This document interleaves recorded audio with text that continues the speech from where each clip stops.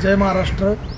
मी पंकज शिवाजी कोदरे, शिवसेना पुणे जिल्हा अध्यक्ष ओबीसी विजेंडी, शिवसेना पुणे जिल्हा उपसंघटक। आज मी मुंडव्याच्या आमच्या 10व्याच्या घाटावरती आलो होतो। आम्ही अनेकदा तक्रार दिली 10व्याच्या घाटाची की ते दुरुस्त करून द्या, उचलून द्या।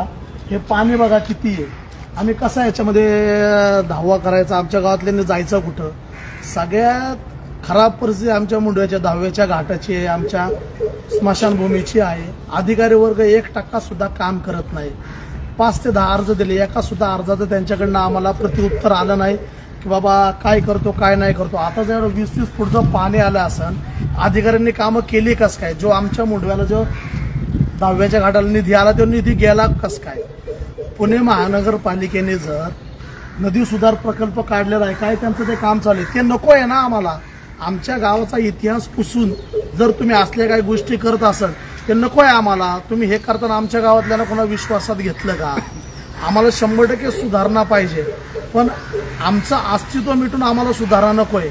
आज अशा परिस्थितीत आम्ही धावा करायचा कुठं? उद्या आमच्या गावातले 2 ते 3 दहावे आहेत, आम्ही दहावे करायचे कुठं? अधिकारी वर्ग फक्त खुर्चीवरती बसून ऑर्डर सोडतो। अधिकाऱ्याने जाग्यावर यावं ना, हे बघा ना, एवढ्या पाण्यामध्ये ते बसून कामं करू शकतात का? तिकडे बसून फक्त रंगरंगोटी करतात, हे केलं ते केलं। नदी सुधार प्रकल्प ज्यावेळेस त्यांनी पाहणी केली होती त्यावेळेस मग त्यांनी 10व्याच्या घाटाचं नियोजन का नाही केलं? का याला उचलून नाही घेतलं? 10 वेळा आमचे अर्ज आहेत की हा 10व्यावर उचलून घ्या, जर 2-3 उचललं म्हणजे आमच्या लोकांची सोय होईल। आमच्या गावातल्याने 10वा करायला जायचं कुठं?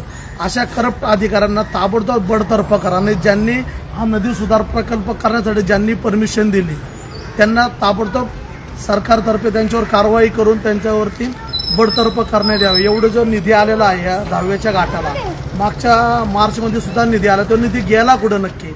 याची सर्वांनी चौकशी करावी। आणि हा जर लवकरात लवकर 10व्याचा घाट आमचा 10 दिवसामध्ये तयार नाही झाला तर 11व्या दिवशी मी मुंडव्याचे 6वे 10वे करण्यासाठी मी पुणे महानगरपालिकेमध्ये विधी करण्यासाठी लोकांना आणणार आहे। धन्यवाद।